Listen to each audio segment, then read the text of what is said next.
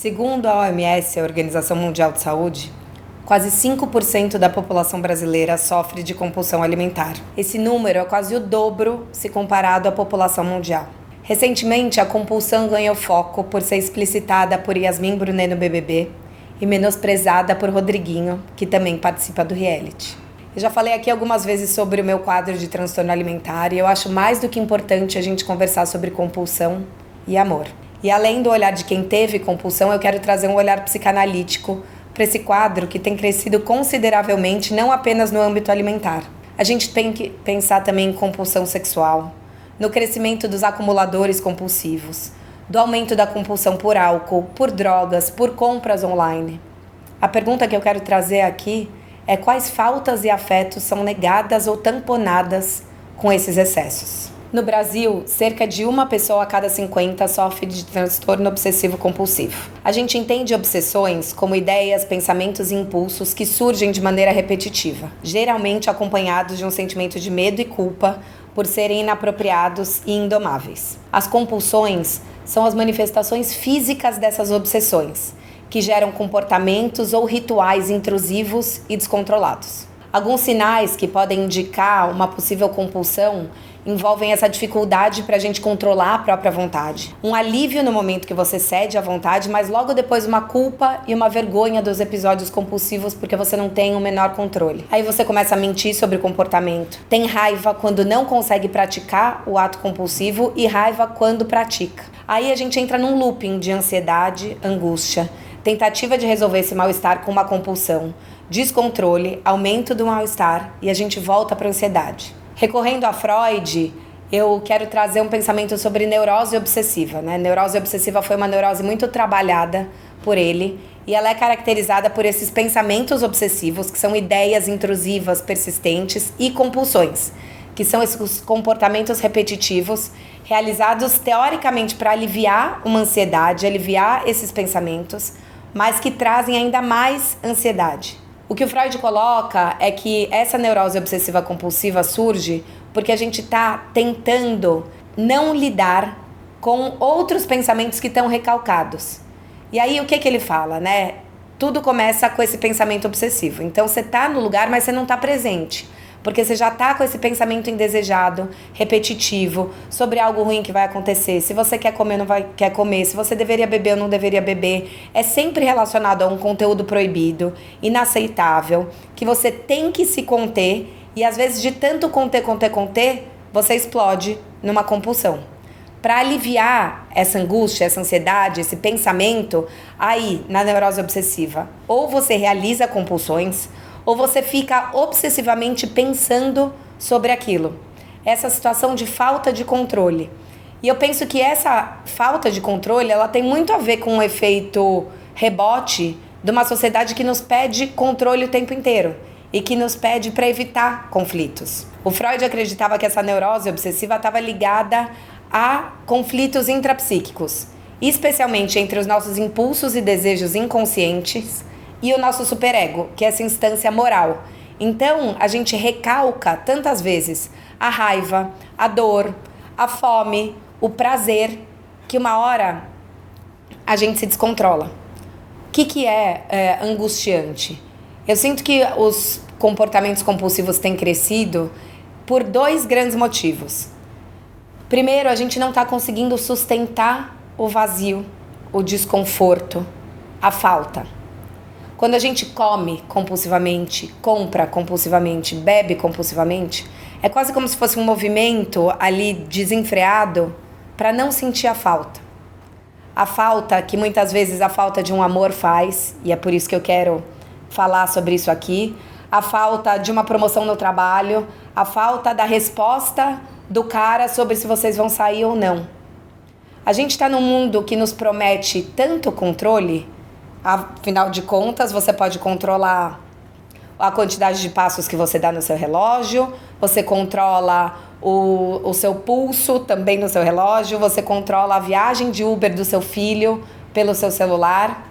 E aí, quando a gente lida com o incontrolável e com o imponderável e com a falta de certezas, ao invés da gente sustentar esse incômodo do não saber, a gente está preenchendo essa falta. de uma maneira muito disfuncional. E cada vez mais a gente tem gatilhos para essas compulsões. O estresse é um gatilho enorme, porque eu vejo que tem o preencher a falta e tem o se distrair de algo incômodo. Se distrair do estresse, se distrair de emoções intensas como a ansiedade, a raiva, o medo, o ódio. Para não ter que lidar com essas emoções que eu acho que são menos nobres, eu coloco comida para dentro, bebida para dentro, compra para dentro. Como se esse ocupar-se de mim fosse afogar, tamponar todos esses sentimentos. E muitas vezes essa raiva que você não põe para fora para o outro, você acaba jogando em você de uma maneira muito destrutiva. Quando a gente tem qualquer prática compulsiva, no fundo é um movimento para responder ao seu sadismo. O que é o sadismo? Essa vontade de você fazer mal ao outro. Então, às vezes, você tá com raiva, você quer xingar, você quer bater, só que não pode, é claro. E aí, como você acha que você tem que conter todos essas emoções, esses sentimentos negativos em relação ao outro, você não tá resolvendo eles. Você joga eles pra você.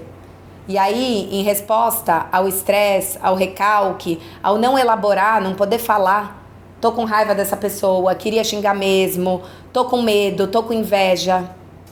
A gente começa a se autodestruir através do movimento compulsivo. E aí eu como mais, para tentar esquecer isso que eu tô sentindo ou para preencher o vazio. A compulsão, ela vem muito também como efeito rebote dessa tentativa de controle. Então, quando a gente fala de compulsão alimentar, em geral as pessoas que têm compulsão alimentar são pessoas que começaram com dietas muito restritivas, com padrões de beleza muito rígidos, com exercícios extenuantes, e eu já tive muito nesse lugar. E aí você se reprime tanto, que de repente você sai comendo desenfreadamente. E o looping perigoso é que, ao comer, você se sente com medo de ter engordado, e aí você vai voltar para uma dieta mais restritiva, que vai te dar mais gatilho de compulsão. O que eu quero que a gente converse aqui? Será que eu não tô, como sociedade, reprimindo os meus sentimentos? Porque afinal de contas você não pode demonstrar que você tá afim da pessoa para não parecer emocionada. Você não pode demonstrar que você quer muito essa vaga do trabalho, porque você tem que parecer que ali tá tudo bem, senão vai parecer que você tá desesperado. Você não pode demonstrar que você tá com medo porque a sua mãe tá envelhecendo e você tem medo que ela morra. São tantos sentimentos contidos, não falados, não digeridos, que a gente tem se preenchido compulsivamente de alimentos, de vícios, de compras, para não viver tudo isso. E a gente precisa ter coragem de viver. A gente precisa ter coragem de passar pela arrebentação dos nossos próprios conflitos e entender que a gente vai sustentar esse lugar, sustentar a angústia, sustentar o medo, poder falar sobre ele e deixar que ele ocupe o espaço que ele tem que ocupar na gente naquele momento. Quanto a gente estiver fingindo que não tá vendo, a gente vai ter um comportamento compulsivo. E aí, eu acho muito interessante, eu como psicanalista em formação, acho importante a gente ter esse olhar psicanalítico, porque não é sobre o sintoma, não é só sobre você controlar a sua alimentação. Se você não estiver lidando com o vazio e com a ausência do outro de uma forma mais funcional, você vai transferir a compulsão da comida para a compulsão de compras, para adição em redes sociais. O Brasil é um dos países que mais usa a internet por anos. E aí você vai ficar mudando o seu lugar da compulsão. Será que esses nossos amores, nesses tempos líquidos, sem definições, que querem leveza, cheios de ghosting, não estão fazendo a gente ficar mais compulsivo? Como é que a gente pode lidar com o espaço de falta do outro sem ter que preencher? A gente que vive num mundo multitask, que não consegue nem sustentar o próprio silêncio. Aí você tá trabalhando e já coloca um podcast para ouvir, e também a televisão tá ligada para você assistir uma série, e você responde mensagens para alguém. É um conectar-se compulsivamente que não tá gerando conexões. Será que a gente também não tá se relacionando compulsivamente no amor? E aí dando um match atrás de outro match, atrás de outro match, e manda coraçãozinho no Instagram, porque precisam ter pessoas para você se ocupar. Caso aquele cara que você realmente quer que responda, não te responda. Pra quê? Pra que tudo isso? Pra gente ficar depois empanturrado culpado e insatisfeito com essa nossa voracidade desmedida, achar o meio do caminho é muito difícil, porque cada vez que a gente for tentar se seguir pelas normas externas, as chances da gente estar se restringindo são enormes. O cara mandou mensagem, demora 3 dias para responder, dirão os coaches de relacionamento. Não foi promovido no trabalho, faz um poker face e não demonstra a sua insatisfação, vai dizer o coach de empregos. E aí a gente vai se contendo, não lidando com a frustração e se ocupando de compulsões, que vão só amplificando os nossos vazios, como efeito rebote, porque eles estão lá. A gente precisa poder sustentar o vazio. O vazio da pessoa que falta, da mensagem que não veio, do corpo que não é e nunca vai ser o corpo da mulher que você segue no Instagram. A gente precisa sustentar o desconforto, sem querer se distrair. A gente vive numa sociedade que se distrai tanto. E aí é isso, é tanta leveza, mas o seu incômodo tá lá. E se você não puder cuidar dele, elaborar ele, falar sobre ele, ele vai falar com você e por você. Ele vai gritar dentro de você. Ele vai gritar e sair de uma maneira disfuncional, que faz com que você tenha ainda cada vez mais vergonha. E cada vez que uma pessoa repreende outra pessoa que é compulsiva, isso só faz com que a gente alimente esse looping de vergonha, de ansiedade, de depressão, de estresse, de alerta.